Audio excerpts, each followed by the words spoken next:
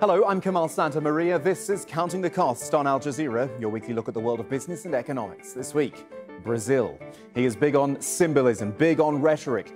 But after 100 days in office, what has Brazil's president got to show for a country that's still struggling to recover from a recession? Also this week, as India's Prime Minister seeks another term, we ask, has he managed to keep his election promises from the last time? And what does the sale of the ride-hailing app Careem to Uber tell us about the way acquisitions and investments are happening in the age of the tech giants?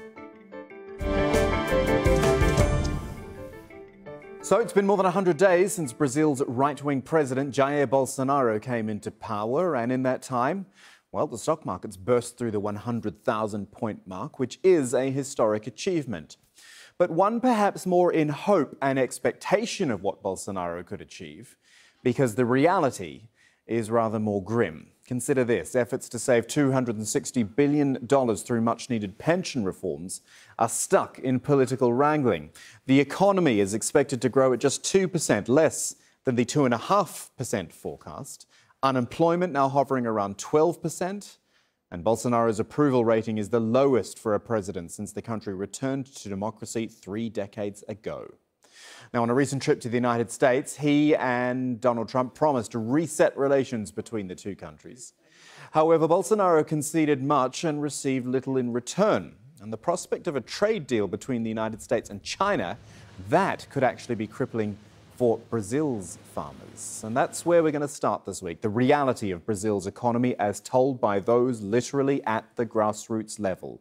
Daniel Schweimler has this report now from the state of Mato Grosso, where Brazil's soy farmers fear for their own livelihoods. Brazil is one of the world's largest soy producers, and Mato Grosso state is the biggest producer in Brazil. China is Brazil's biggest export market, and about half of that is commodities, mostly soy. So when Beijing says it might do its soy shopping elsewhere, Brazilian farmers take note. We are worried when we have China negotiating with the US in these conditions, almost obliged to buy soy from the United States. That is going to hit us hard. About 5,000 workers are employed in harvesting 2 soy crops a year in Mato Grosso, 170,000 tons just on this 27,000 hectare property. Without the Chinese buyers, it will be complicated. We're following the latest news in the papers and we're really worried. Brazil's big agribusiness mostly backed the winning candidate Jair Bolsonaro in last year's presidential elections.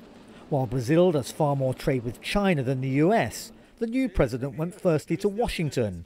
Beijing is not on his itinerary. While the talks go on in Washington and Beijing to try to resolve their trade differences, it's unlikely they take into account the future of these workers on the other side of the world. But these men, although they have no say, are very attentive. Their livelihoods depend on it. The Mato Grosso state capital, Cuiabá, was founded in 1719 during a gold rush. When the gold ran out, the city was forgotten, neglected, until the arrival of big agriculture, mostly soy, in the late 20th century. The city grew rapidly from 50,000 inhabitants to more than 600,000 today. Soy in these parts is white gold. Soy is used in more than 200 sub-products. You can find it in medicine, cosmetics, but its most important use is as protein for feeding livestock. That converts into animal protein for the population. The world's demand is huge. Producers here say that soy, unlike gold, will not run out, but they must have buyers. For now, Brazilian soy producers are nervously watching and waiting to see which way the international trade winds blow. Well, joining us here in the studio is Jairo Lugo Ocando. He is the residence professor at Northwestern University here in Qatar, a Latin America analyst. Lovely to have you with us, Jairo, not Jairo, like the president. Yeah. So we've just seen our report there about the soy farmers in Brazil who are worried about the potential trade deal or trade wars and all these issues between the United States and China. These are the people who, they tend the land, they are the backbone of an economy, grassroots. How worried should they be, do you think? I think they must be very, very worried because one of the things is that agriculture in Brazil in terms of employment, in terms of sustainability for poor people and for certain areas of the population, it's very important. But the overall economy, agriculture is not that important. It's only 6% of the GDP. Meanwhile, you have 30% of the GDP from in the industry and 70% from the service. So for the current administration of Jair Bolsonaro, this was one of the things they are more willing to sacrifice if they get more access for the industry. And that's a very key point. Can I look at some other issues with you as well, as we look more at Mr. Bolsonaro himself and what he's trying to do? He wants to save money by cutting pensions, hundreds of billions of dollars. I mean, how, I guess, sound an idea is that? I mean, you're touching people's pensions. This is a delicate area, if we put it that way. Yes, and one of the problems of the Brazilian economy is that it has a huge public sector. And that public sector, the pensions are mostly in the public sector, related to the public sector. And that sector is very powerful, influential within the administration. I'm not sure how much luck Mr. Bolsonaro will have in that sector. But for him, it's crucial overall to cut the deficit. And this means reducing, and between cutting the pensions and cutting and privatization, they expect in the next 10 years to save nearly $300 billion. That means... And is that enough? That will be enough to maintain the deficit under, 70%, 60%, which means Brazil will pay less in the debt service. At the moment, a huge part of the budget of Brazil goes to pay the service of the debt, as all Latin American countries at the moment. Is that going to be possible? That's more about politics. And Mr. Bolsonaro has been a hemorrhage of popularity at the moment. He's at the lowest rate of popularity in the history of a Brazilian president. This is what I was going to ask you about.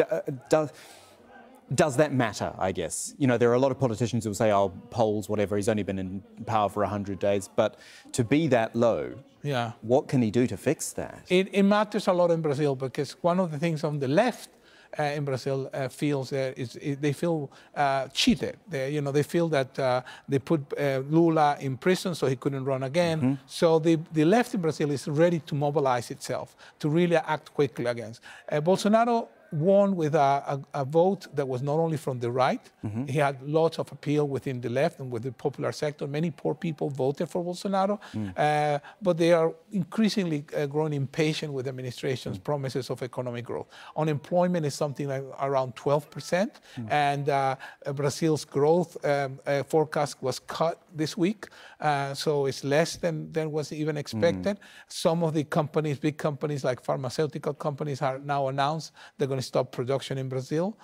So a lot of people who would produce employment, which is and salaries, decent salaries, that what people want and expect, are leaving Brazil. Regionally, how secure is Brazil? I'm just thinking, Venezuela has obviously dominated our thoughts for a long time. We've seen the spillover of that economically into other countries. Is Brazil okay? Yeah, Brazil has much stronger institutions. Right. And if anything, will drift, to the consolidation of power of the current institutions. I don't think that's going to be the case. But regionally speaking, Brazil's finances are very fragile.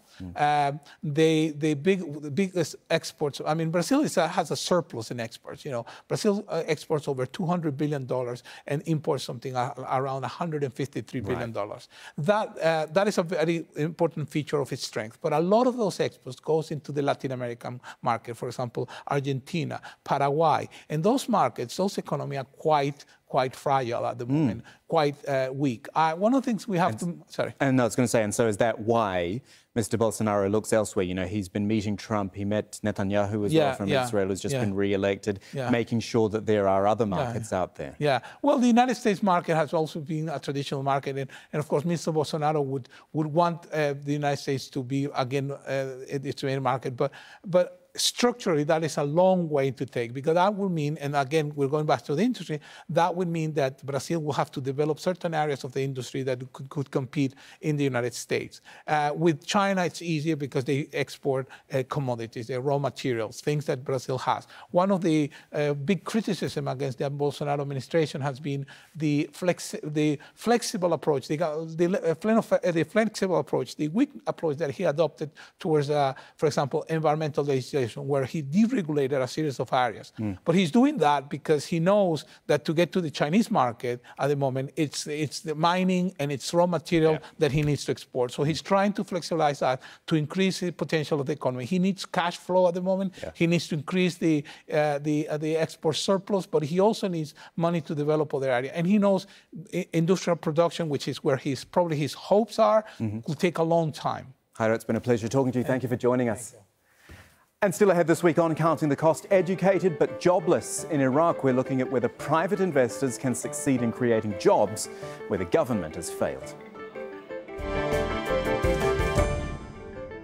Right now, though, we are looking at India, where a month-long election process involving up to 900 million voters has begun. Now, Prime Minister Narendra Modi is widely expected to win another term in coalition with other parties, even though his pledge to create 10 million jobs and to increase manufacturing with his Make in India campaign have been a failure. Sahel Rahman's been speaking to people about their hopes from the next Indian government. For millions of Indians, the wheels of life don't stop turning, and that includes those like migrant worker TAPAN GHOSH from the state of West Bengal in the east of the country. He's been a rickshaw rider in New Delhi for 20 years. With few job opportunities, moving to the big city was the only way to support his family.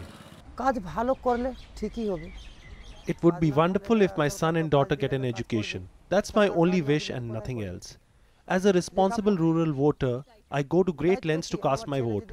But the politicians take my vote and then disappear. Where is the promised help? Millions of farm workers have converged on India's major cities to find ways to survive economic pressures back home. They're relying on politicians to keep their election promises to them. Millions of Indians voted for the Bharatiya Janata Party, or BJP, led by right-wing populist leader Narendra Modi. In 2014, he promised a lot to the electorate, especially the young. If we want the country to progress, then we need to develop their skills. That's my mission. This is my promise, to develop Skill India. Because the promises were made that, well, there will be Skill India training and there will be something called a startup. So hope was really rising. But in 4 years, nothing happened. 95% startups have failed. I don't see any Indian startup picking up even now after 4 years. In the capital, New Delhi, aspiring fashion designers are close to graduating, and many in this class, like MUSKAN and Delisha, are first-time voters. Because I'm a person who keeps my promises, and I would want a government who keeps their promises, just not for the sake of getting votes in the next elections, but to be there for the people. As we graduate out of college, the first thing which we will look at are jobs, and that's what we want. These are just some of the estimated 15 million graduates that will join the job market each year. The government forecasts that manufacturing will increase by 8%, and that's good news for these students. And yet, TAPAN GHOSH is not the first to look for work in the big city, and he won't be the last. But he'll be heading back to his village to vote, hoping his choice of candidate will keep his election promises. Now, you know Uber, don't you? The byword for taxi apps all over the world. But of course, each region has its own variations on the theme. And here in the Middle East and Asia, it is Careem. Only Careem just got bought up by Uber for $3 billion, which sounds like your classic situation of the little startup being swallowed up by the industry leader. Well, this one's a little different, though. Careem will actually operate under its own banner and then will continue to be led by its own founders as a wholly owned subsidiary. And our next guest actually believes the sale of Careem to Uber is a good thing for the Middle East's startup scene. But what about those behind the likes of Uber? SoftBank of Japan, Saudi Arabia's public investment fund. What's their game? Are they now reinforcing the old world order of investments, which has been blown out the water more recently by the likes of Amazon, Google and Facebook? Well, we've got our guest joining us from London. It's Dominic Perks, who is the co-founder of Hambro Perks, a venture capitalist firm. Nice to have you with us, Dominic. Just while we're talking this specific case of Uber and Careem, how is it a good thing for Middle East startups when the little guy, as I said, gets swallowed up by the big guy? Well, there are a number of investors that have invested into the business, and they're going to yield fantastic returns, which will encourage them to invest in further startups. I think it will encourage entrepreneurship in the region hugely. I also think that the people that are involved in that business will have learnt so much and will be so confident that they may well then go and build their own companies. And so at Hambro Perks, we have been keeping a close eye on the tech ecosystem in the Middle East, and we're often working out in the Middle East, bringing some of our companies from London to trade in the region, and we think that this is just excellent news for the region. So is it good then, as I suggested, to see the likes of, in this case, SoftBank and Saudi Arabia's PIF, which are backing Uber, to be making these sorts of moves? Because these are moves which have been dominated by the big tech players recently. Tech players which, I mean, are owning 75% plus of the advertising market. And I just wonder if you think this is a good thing that we're seeing. Well, I definitely think it's a good thing that Careem has been set up by entrepreneurs, backed by angels and by institutional capital, and has now scaled successfully and been exited to Uber. I think it's a great move, and I don't think that anyone would argue against that.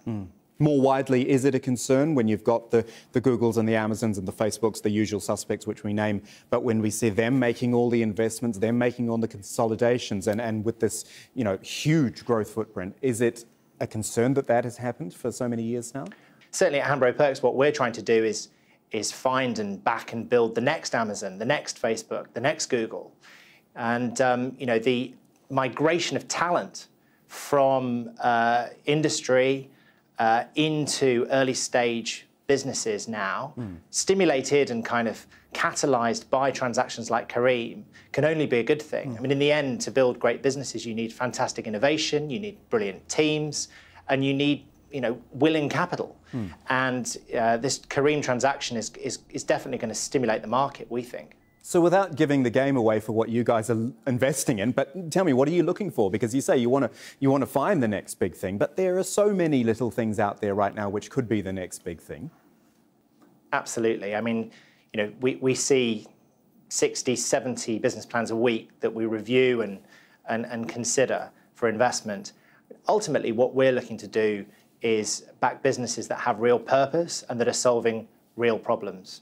And that have incredibly driven, capable management teams. That's what we're looking to do, and addressing large markets. Ideally, international markets as well. So one example of a business that is a great British innovation that Hambro Perks has backed is What 3 Words. What 3 Words is solving an extraordinary global problem, which is that 75% of the world's population doesn't actually have a postal address. Now, the team in London at What 3 Words have come up with a system where they've taken a grid across the whole world and divided it into 57 trillion squares, each 3 meters by 3 meters, and they've given each square a 3-word name. It's kind of ingenious, and it allows you to find anything or anyone in the world with a memorable 3 words. Its first client was Mongolia.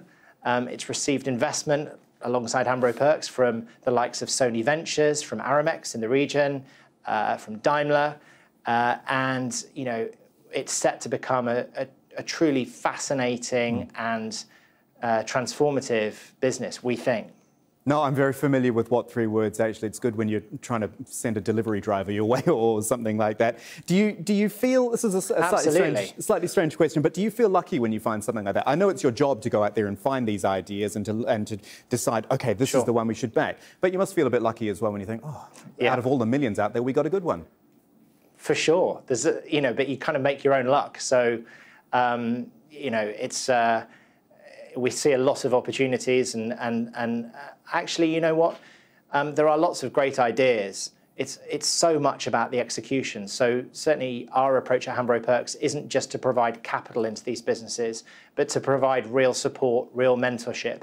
And one of the things that we, I think, are quite unique on is our focus on internationalization. We want to build global winners. Dominic Perks, great talking to you. Thank you for your time. Thank you.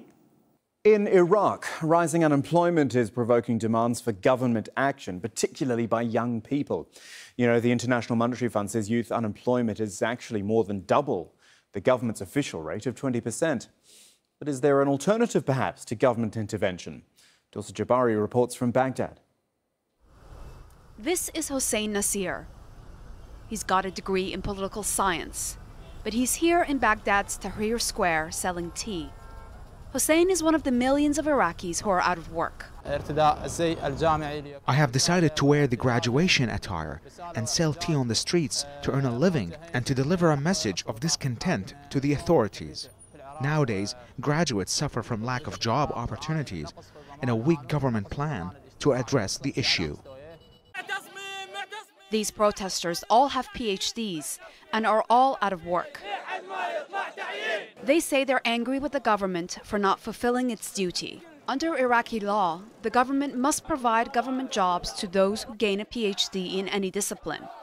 But that's not happening. The reason behind our protest is that many of those holding postgraduate degrees are suffering from unemployment. There are no job opportunities available, despite the fact that many of Iraq's universities need such experts. We blame administrative corruption, nepotism, and favoritism. Officials say the country's recent problems have derailed government plans. The reason behind rising unemployment rates in Iraq is attributed to its economic crunch and security challenges that has led to the delay of many projects, which have affected the labor market. This is one solution. It's called The Station, established last year by young Iraqis to help start-up companies. It is privately funded by local and international non-government organizations. The station offers office space for rent and access to people with extensive experience to provide guidance. It's helped launch more than 30 businesses so far. And this is one of them. This bookstore opened within the station last year, and its owner says she got all the support she needed. High rental rates of places or to obtain a real estate as startup business owners is difficult. But here I was with an opportunity to start up with less costs. So the station provided me with that corner to run my business called Daraj. This is the only one of its kind in the country for now. The founders are trying to launch a second one in Erbil later this year. While a place like this provides resources to many unemployed Iraqis, they argue that it's not enough to help tackle the growing unemployment rate across the country. And for substantial change to take place, they argue that the government must do more to help its people. Finally this week, we do need to talk about Brexit, where the headline is that the European Union leaders have given the UK 6 more months to find a measured way to leave the bloc. In a sense, that solves the problem of the ticking Brexit clock, or at least puts a little more time on it. But the level of division within the British Parliament and the British people, that still needs a lot more work. Here is Laurence Lee now on a trip to 2 English towns which share the same name, but want entirely different outcomes to the crisis. This elegant part of London is the epicentre of hostility to Brexit. Rich, powerful people live here. The entire notion of Brexit is regarded as balmy, unhinged. It would, economically speaking, cook the UK's goose. The centrist Liberal Democrats, who have only a handful of seats in Parliament, dominate politics here. They've defiantly nailed their colours to the council mast. And they say, get rid of Brexit once and forever. Kill it, stone dead. It will have to be revoked because there simply isn't the time to put the legislation in place for a second referendum. If revoke is going to be cleaner, let's just do it. It wasn't possible to deliver Brexit. I think people will understand that. We just have to be honest and say what you were sold in June the 23rd, 2016 was a lie, to be honest. It was just something which couldn't be delivered. It is absolutely impossible to overstate the sheer sense of loathing that people in places like this have towards Brexit. Their feeling of national betrayal towards those politicians who would take the UK out of the European Union with no deal. But come to this Richmond and you're likely to get the opposite view. Here, very many regard opposition to Brexit as a form of treachery. This Richmond is every bit as pretty as the other one. It was voted the best place to live in Britain. Yet the mood here can be venomous towards both the EU and the British government. They dismiss entirely the idea that Brexit is some kind of mythical creature, as their opponents claim. Britain, they say, is being led like a lamb to the slaughter. Democracy is dying. I think the longer it goes on, the more extensions, the more that the power of the people will be usurped by Parliament, who are two-thirds Remainers, and we will not get Brexit. It's as simple as that. I think it's delaying tactics so that they can reverse the decision of the people. We had the people's vote. We don't need another people's vote. We should leave on WTO rules, and that's it. It goes without saying that Theresa May is now being pulled apart by both of these forces in Parliament. It will inevitably be her downfall. And that is our show for this week. Do get in touch with us, though. You can tweet me directly at KamalAJE. Do use the hashtag AJCTC when you do. Our email address is there as well, countingthecost@aljazeera.net. And there is more for you online as well, aljazeera.com/CTC. That takes you straight to our page. Individual reports, links, entire episodes for you to catch up on whenever you want. But that is it for this edition of Counting the Cost. I'm Kamal Santa Maria from the whole team. Thanks for joining us. The news on Al Jazeera is next.